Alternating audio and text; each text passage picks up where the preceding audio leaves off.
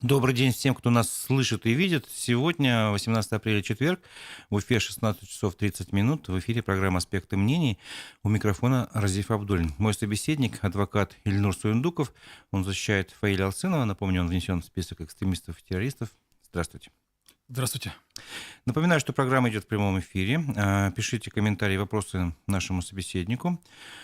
Подписывайтесь на наш YouTube-канал, если вы еще не подписаны. Нам буквально осталось чуть-чуть, чтобы собрать 60 тысяч подписчиков. Ставьте лайки этому эфиру, делитесь трансляцией.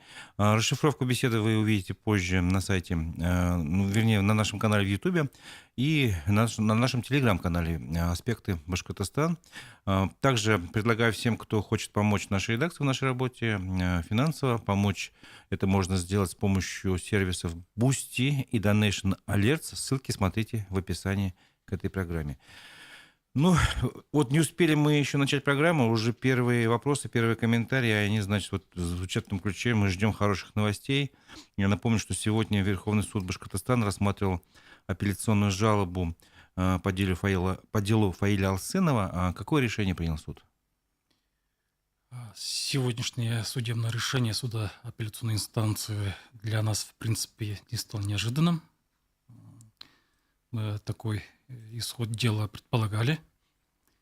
И сегодняшним решением Верховного суда Республики Башкортостан в целом приговор Баймакского районного суда от 17 января 2024 года оставлен без изменения, а только назначено Фаилю дополнительное наказание в виде ограничения, в виде запрета на определенную деятельность, связанную с администрированием сайтов, проведением публичных мероприятий общественно-политического характера, спортивно-культурных мероприятий. Ну, вот примерно.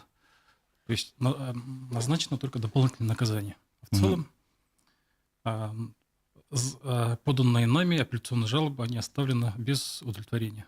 Ну, правильно понимаю, получается, сейчас по приговору суда Фаиль Алсынов должен 4 года провести в колонии общего режима, если не ошибаюсь? Да, все верно. Вот. И плюс еще дополнительно по требованию стороны обвинения его внесен запрет на занятие вот этой деятельностью по поводу интернет-ресурсов и как раз участие в массовых мероприятиях на 2,5 года. Да.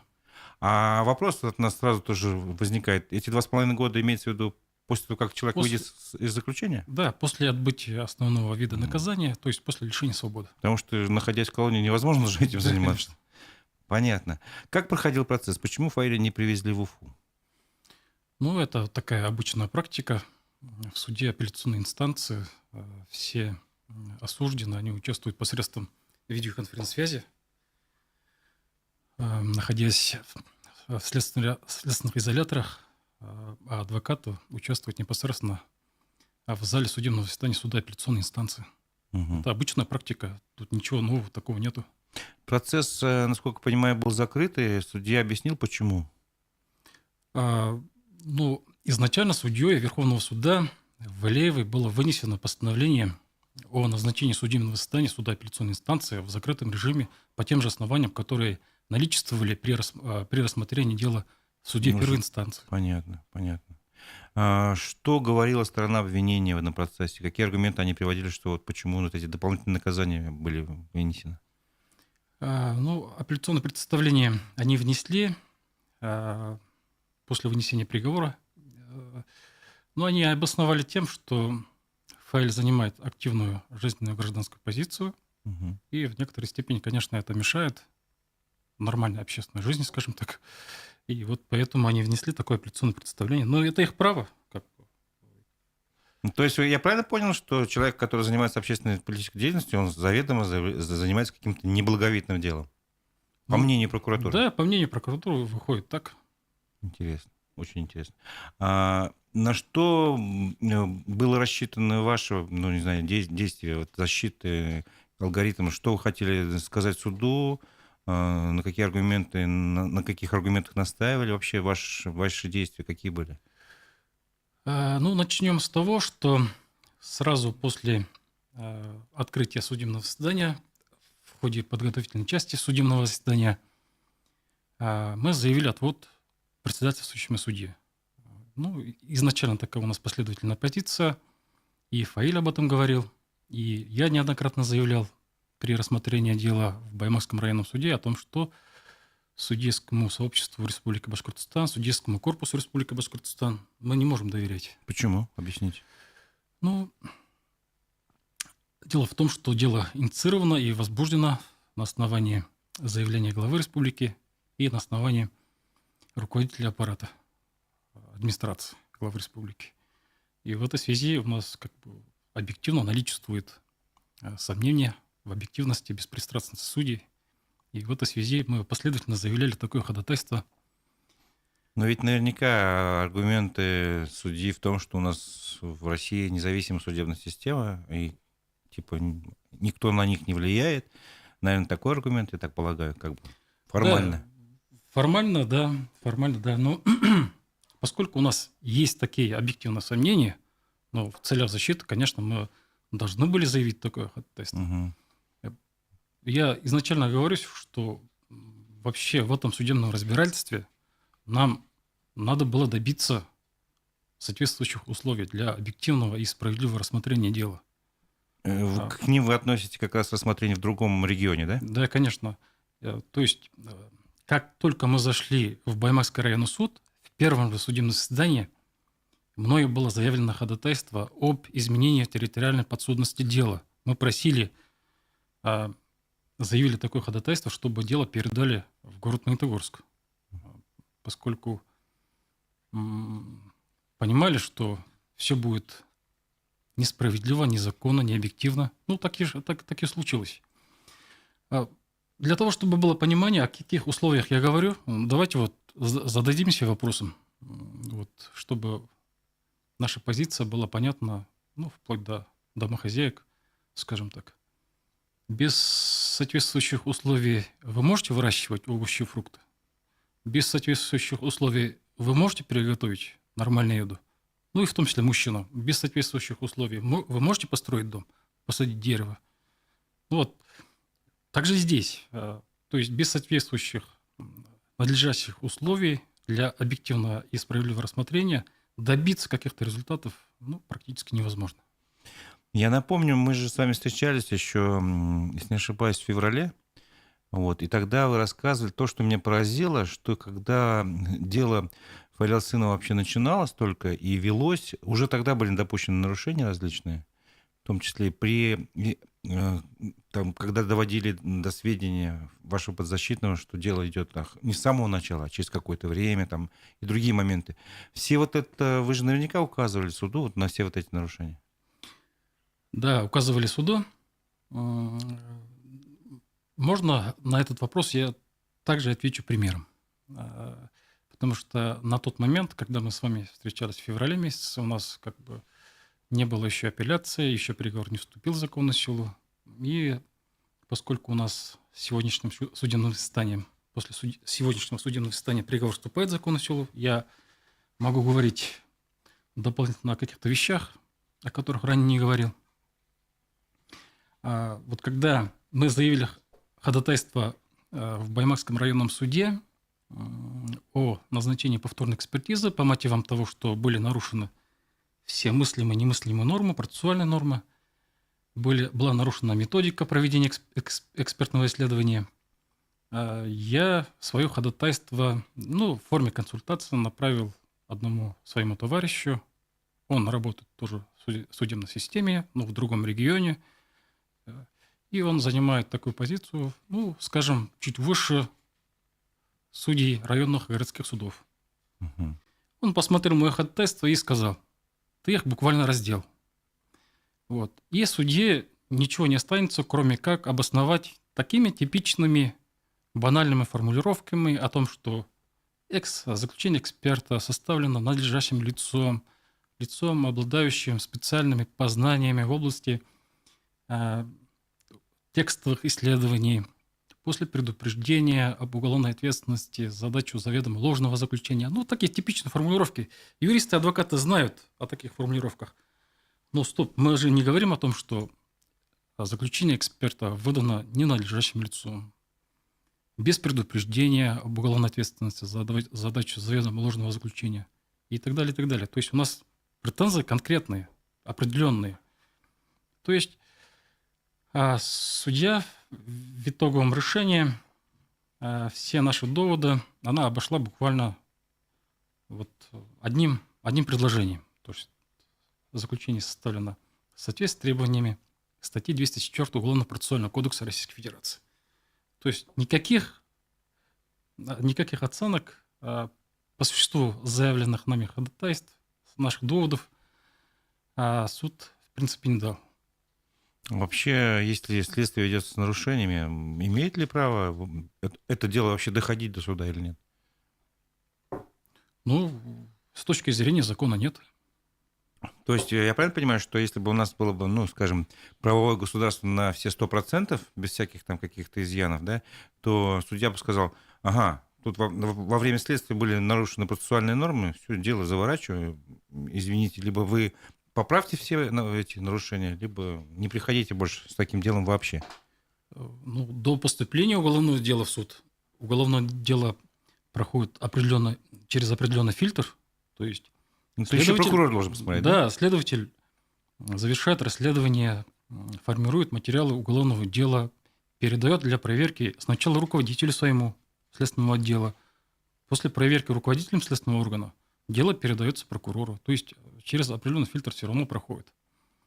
Но тут как бы все нарушения, они как бы остались без соответствующего внимания. Не без оценки судьи, да? Да. Ясно.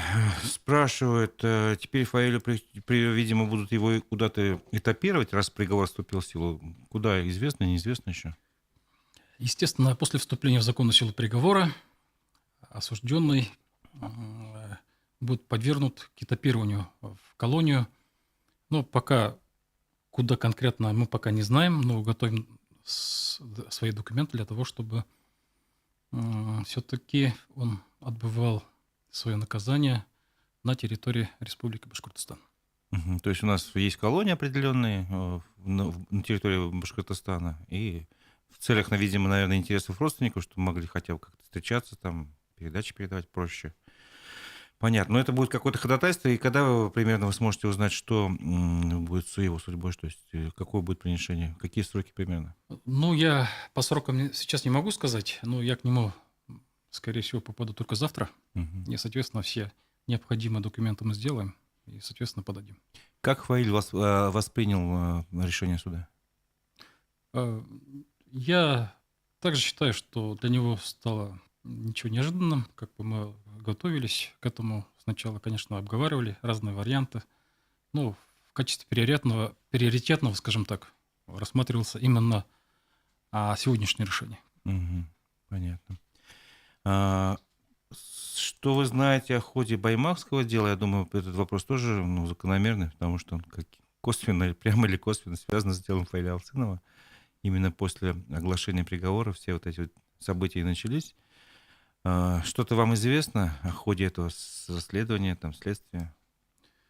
Нет, ничего достоверного, объективного мне неизвестно по этому делу. Ну, лишь по средствам массовой информации знаю о том, что некоторые дела, они будут выделены в отдельное производство, то есть в отношении определенного круга лиц, там 10-12 человек, и, естественно, будет рассматриваться в таком приоритетном порядке, скажем так. И причем, по-моему, не в пределах Башкортостана, а где-то за пределами. Либо в Москве, либо в Самаре, по нашим данным. Да, пока никаких процессуальных документов по этому поводу нет, только так что это все это гадание. Ну вот накануне у нас проходила такая новость. Хотел бы, чтобы вы как юрист дали совет. Вот продолжается вызовы, такие повестки поступают гражданам, да, не только Баймакского района, разных районов, с приглашением в полицию, в отдел полиции, по фактам нахождения во время вот этих событий в Баймаке. Вот. И первый вопрос, например, конкретный вопрос, нам написали, у нас родители 68-72 года, пенсионеры, они там были к родственникам, приезжали. Что им делать, раз пришла повестка? Нужно с адвокатом приходить, без адвоката. Каким образом действовать? Ну, конечно же, дело серьезное. И поскольку ситуация такая тяжелая, все контакты с сотрудниками полиции, они должны происходить в присутствии адвоката. Ну, сейчас, по-моему, в рамках уголовного дела никого не задерживают там. Это административное, скорее всего, какое-то возможно. привод? Мне тоже достоверно известно о том, что в последнее время всех лиц, которых вызывают в отдел полиции, их составляются материалы по делу об административном правонарушении, и судьи выносят штрафы там по 10, по 20, по 30 тысяч рублей. Ну, вот тоже недавний случай, подтвержу ваши сведения. Фотографа Айдара Степанова, его оштрафовали на 10 тысяч рублей за то, что он был там по профессиональным интересам, ему было интересно событие, он фотографировал и выложил фотографии у себя в соцсетях. Это как бы доказало факт его присутствия, и вот ему вменили, по-моему, участие в несогласованном массовом мероприятии. Да, обычно по этим статьям наказывают. Ну, сотрудники полиции, они вот тоже как-то негласно с некоторыми сотрудниками полиции общаемся, они вместо того, чтобы составить именно нарушение по участию в публичных мероприятиях, они составляют другие статьи, там, ну, чтобы санкция статьи была помягче, скажем так, и чтобы человека особо с штрафами, чтобы не были такими большие штрафы, имеется в виду. Мгм. Тут спрашивают, если бы Фаилю Алсынову смягчили приговор, то тогда пришлось бы пересматривать все остальные дела по Баймаку. Наверное, это не Нет, взаимосвязанные нет, нет, вещи? тут никакой причинно-следственной связи нету. Мгм. Так, ну тут много таких комментариев. Фаиль Алсынов, мы тебя любим. Терпение. Мы тебя очень любим, еще раз повторюсь, такие комментарии. Можно ли, вопрос такой следующий от нашей аудитории, можно ли со всеми этими судебными нарушениями обратиться в Верховный суд России? И что еще можно предпринять для восстановления справедливости? Да, конечно, можно обратиться и надо обратиться, потому что, как я уже сказал вашим коллегам после сегодняшнего судебного заседания, в этой ситуации, в этой страшной ситуации нас только радует один факт, что все-таки дело уходит из-под юрисдикции судов Республики Башкортостан, и по нашим кассационным жалобам дело в последующем будет направлено для рассмотрения в 6-й кассационный суд города Самара.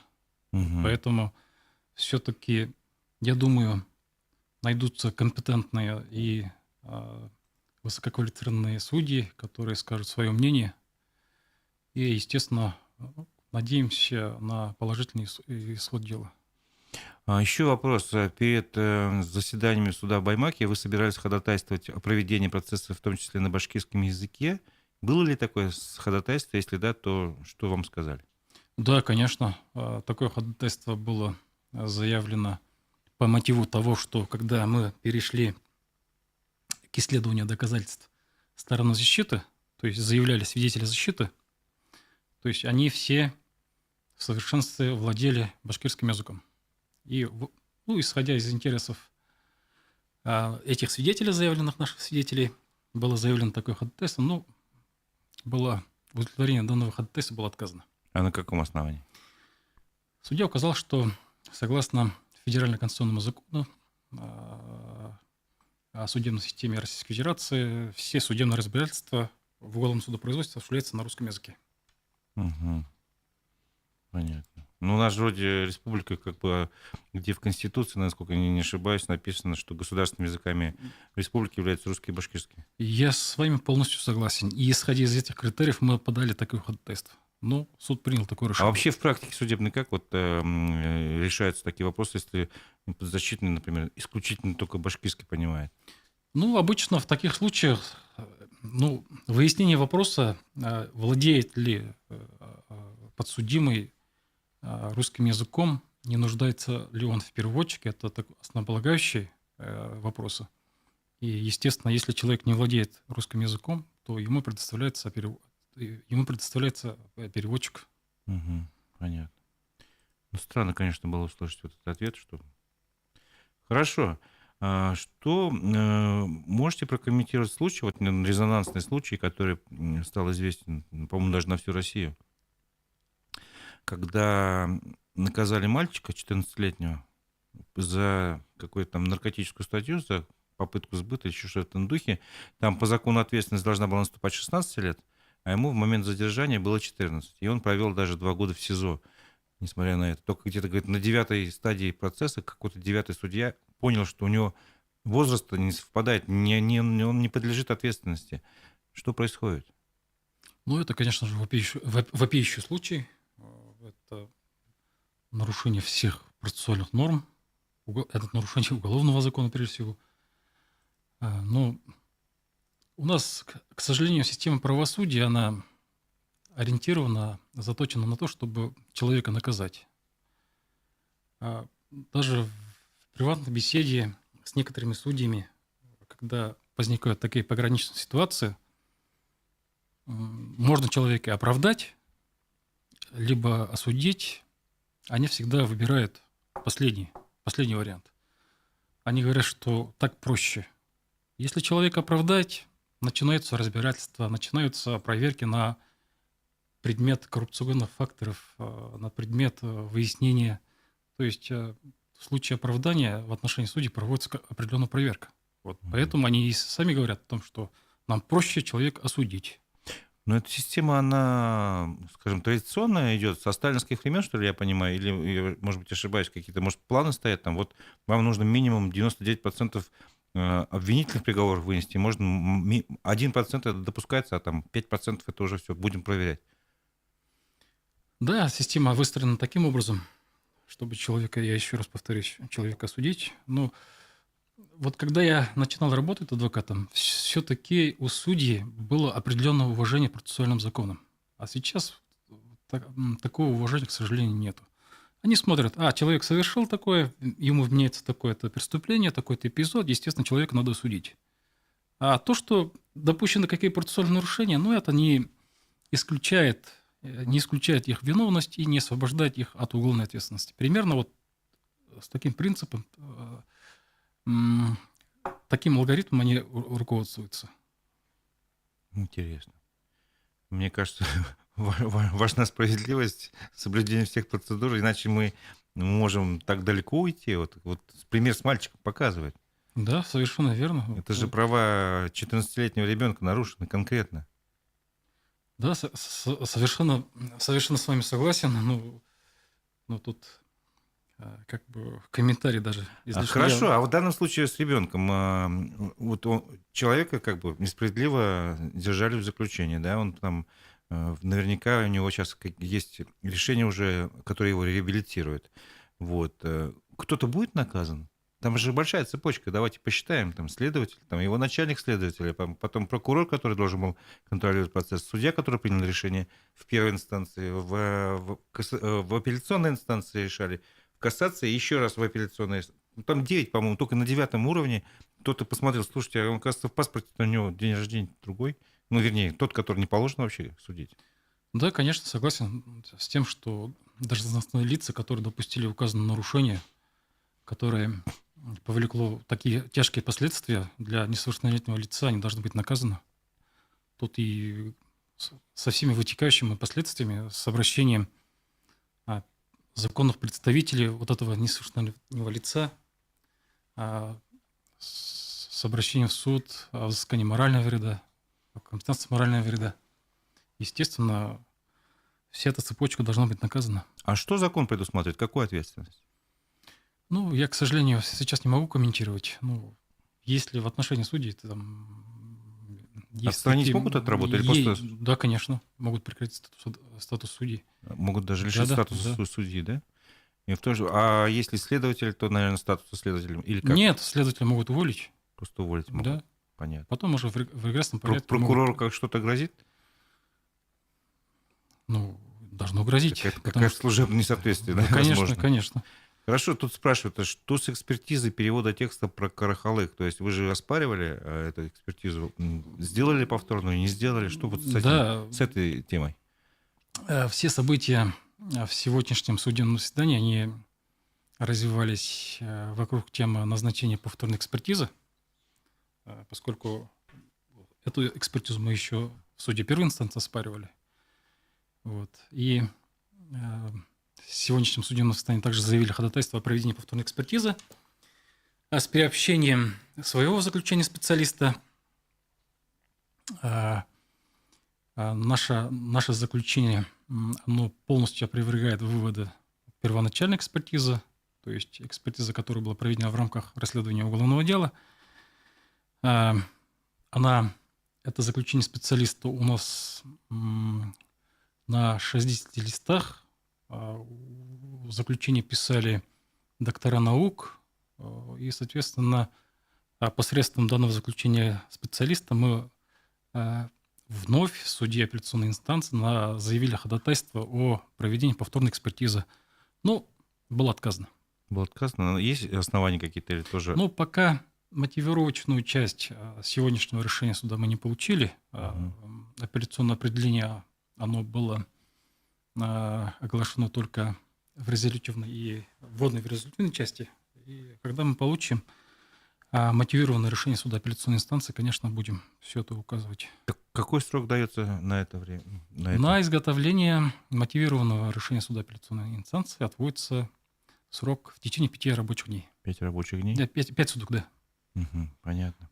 Какие-то вы еще ходатайства заявляли в ходе судебного процесса, который мы еще не назвали?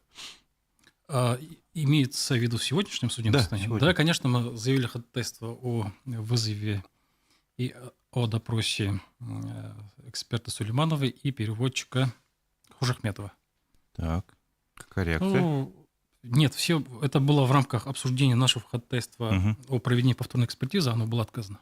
Тоже отказали, да? А, скажем, я лично понимаю, что если человек хочет, может быть, я не наивно рассуждаю, хочет разобраться в ситуации, он должен спросить свидетелей, очевидцев. То есть кто-то допрашивался из участников вот этого массового схода граждан в Тюменство или нет?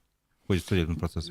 Нет, у нас же в рамках дела проходит только один свидетель обвинения, это глава сельского поселения Ишмурзинский сельский совет. Но это, скорее всего, получилось так, что он не свидетель обвинения, а свидетель защиты, потому что в ходе судебного заседания в Баймаке он сказал о том, что ничего негативного в высказываниях Фаиля он не видит. Наоборот, Фаиль призывает за здоровый образ жизни, за прекращение пьянства. Ну, вот такие совершенно позитивные лозунги. А наши свидетели защиты, они были допрошены в Баймаке. Они все показали суду о том, что ничего негативного высказывания Фаиля они не услышали. И, соответственно, никаких противоправных действий со стороны Фаиля они не видят. Понятно. Ну, если подводить итог вообще всему вот этой истории, правильно понимаю, что это судебное дело, оно стало таким показателем. Во-первых, судят за слова. Если я где-то ошибаюсь, вы меня можете поправить. Судят за слова. Во-вторых, на основании экспертизы, которая сделана, на ваш взгляд, по мнению защиты, не должным образом. Это раз. В-третьих, даже свидетель обвинения не сказал слова против вашего подзащитного. И в-четвертых, все это вызвало очень большой резонанс в обществе, вот эти события в Баймаке, после которого, собственно говоря, у нас в Башкортостане очень много многодетных семей оказались без единственных кормильцев. Почти 80 человек предъявлено уголовное обвинение, столько же семей, считайте, оказались сейчас пострадали. И все это можно было бы избежать, если бы все делалось согласно процедуре, согласно закону. Да, я с вами полностью согласен. Вот представьте ситуацию, когда мы выходим с каждого судебного заседания и говорим о том, что у нас все происходит в строгом соответствии с Уголовно-процессуальным кодексом. Судья слышит наши доводы. Судья согласилась на назначение повторной экспертизы. Вот в этих условиях народ стал бы собираться? Да, конечно, нет, я думаю. Нет, конечно. А вот представим сейчас то, что произошло. Мы выходим от заседания к заседанию, говорим о том, что происходит судилище, что наши доводы, они никаким образом, они полностью игнорируются, судья полностью отказывает наше заявленное ходатайство, а заявленное ходатайство стороны государственного обвинителя сырые, полусырые, они удовлетворяются на ура. Ну, конечно же, вот все эти моменты, они накапливались и, соответственно, привели к тем последствиям, которые произошли в Баймаке 17 января. Вот. Поэтому, судя за слова, это совершенно очевидно. Ну, вот Фаилю вменяется его осудили за то, что он высказал некоторые словосочетания, может быть, удачно, может быть, неудачно, за такие фразы, как «армяне занимают наши земли». То есть за эту фразу он получил 2 года, а за фразу «карахалык» он получил еще 2 года. Итого получилось 4 года. Дорогие слова. Слишком, да, дорогие слова. Правильно понимаю, что в итоге все-таки вот эта общественная проблема, как я ее понимаю, ну, не правосудие, скажем так. Может быть, я тоже коряво неудачно выясняюсь, да, изъясняюсь. Она не решена. Она, может быть, немножко загнана вглубь, но она остается, и она будет будоражить общество. Все эти несправедливые приговоры, там, засудили за слова и так далее, это все равно будет людей возмущать. И рано или поздно вот эти баймакские события имеют шанс снова повториться, но в другом месте, в другом регионе страны, может быть, даже неважно, в Башкортостане или нет. Или я неправильно понимаю? Нет, вы все правильно понимаете. Я вот в рамках сегодняшнего обсуждения вот не хотел бы говорить о том, что приговор в рамках только уголовного дела, только в отношении Фаиля. Давайте рассмотрим этот вопрос немного шире. Фактически судебным решением установлен запрет на использование словосочетания «карахалык». То есть некоторые понимают это вот таким образом. Этот приговор вообще способствует к развитию башкирского языка. Учитывая, что некоторые пользователи социальных сетей, они начали писать словосочетание «карахалык» и скрывая это такими конспирологическими приемами в виде наложения там звездочек, решеток. Я думаю, что это никаким образом не способствует к развитию, а наоборот препятствует к расширенному использованию башкирского языка. Вот. Но люди так думают. Но я хочу оговориться о том, что само по себе использование вот этого словосочетания «карахалык», она не является противоправным, оно не является уголовно наказуемым. Если вы хотите сказать «карахалык», пожалуйста, употребляйте это словосочетание «карахалык». Если вы видите, что некоторые представители некоторых народностей, представители отдельных национальностей приходят, гадят наши земли, ну, говорите об этом. Говорите, как Фаиль сказал, армяне занимают наши земли. Тут ничего такого противоправного нет. Я еще раз оговорюсь, что и эксперт, и переводчик, они говорят о том, что просто эти словосочетания, эти фразы, они были произнесены в негативном контексте. И только вот за это Фаиля осудили. Угу. Ну, я знаю случай, когда в Уфе в январе были такие, ну, народные гуляния, скажем так, возле телецентра, и там девушку задержали за то, что у нее на футболке было слово «карахалык», и там, по-моему, даже административный какой-то штраф за нарушение, видимо, правил массовых мероприятий ей вменили. Ну, то есть, тут, конечно, не 2 года, согласен, поменьше, но наказание было. Ну что ж, посмотрим, что наша аудитория хочет у вас спросить. Угу. Я в шоке от нашего прокурора, судьи республики, которые вынесли такой приговор. Башкирский язык является государственным языком. Ну, в принципе, наверное, тут комментировать нечего комментировать. Нечего. Просто за правду посадили, говорят. Тоже моя думаю. Да, все верно, за правду, за то, что назвал вещи своими именами. Угу. У нас изначально не правовое государство, комментирует. Ну, тут, конечно, вопрос такой, как сказать, дискуссионный. Но лично вы как считаете, сколько у нас... Можно, конечно, на примере процесса сказать, как бы это будет одно, а в целом, вот по вашим ощущениям, по вашей практике, вы же не только Фаиля Алсына защищали, насколько все-таки наша правовая система совершенна?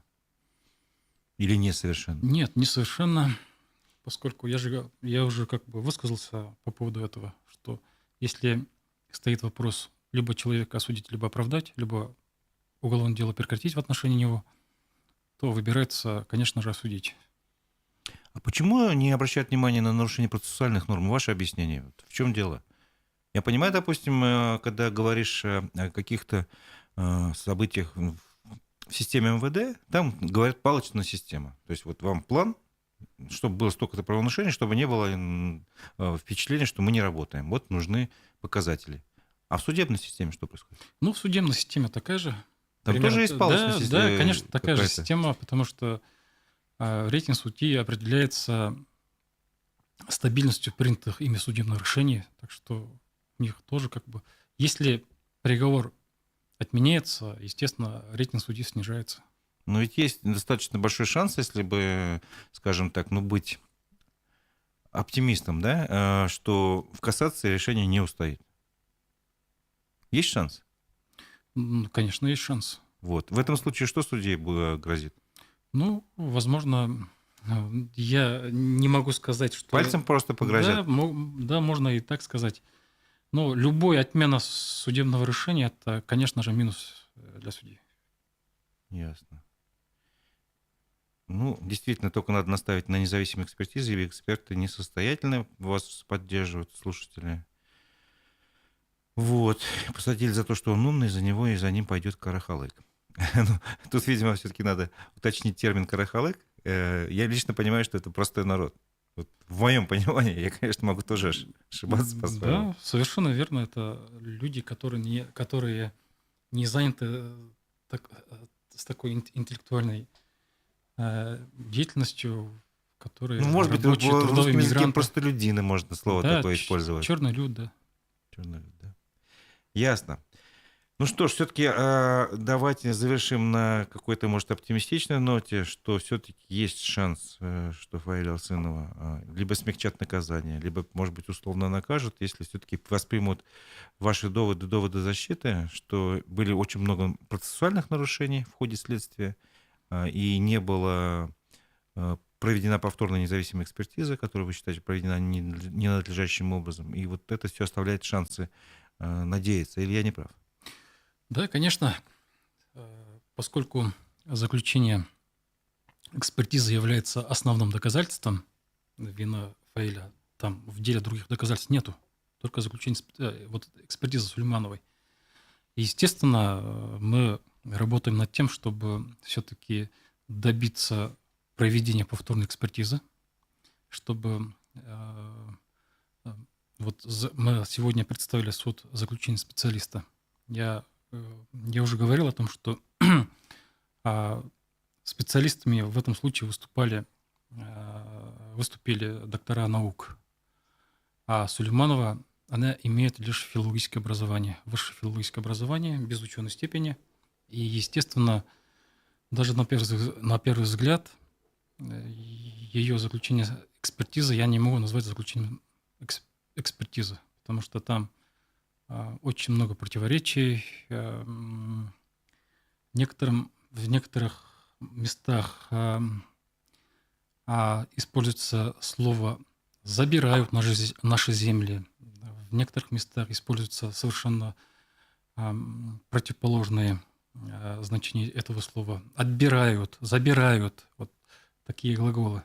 То есть неопределенные, скажем так. Ну и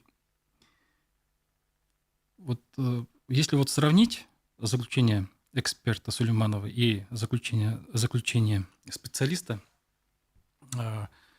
разница как небо и земля. То есть у нас все в таблицах, со всеми переводами. А даже вот эксперт Сулейманова, она для того, чтобы сформулировать свои выводы, она сделала лишь частичный перевод текста Фаиля. А у нас как бы от начала до конца, слово в слово. То есть в целом заключение специалиста выполнено очень качественно. А вы можете общественность познакомить с этим заключением? Да, Или конечно. это в интересах подзащитного это будет? Ну, я с Фаилем согласуюсь, соответственно, мы все это выложим. Потому что, мне кажется, вот это важно знать вообще. Да, конечно. Ну что ж, давайте вот на этом моменте остановимся, что люди должны знать правду, и мнение специалистов и с разных сторон должны понимать, что происходит. И напомню, что мой собеседник, адвокат Фаиля Алсынова, Ильнур Суюндуков, у микрофона был Миразиф Абдуллин. Спасибо вам за участие в программе. Спасибо, до свидания. До новых встреч в эфире.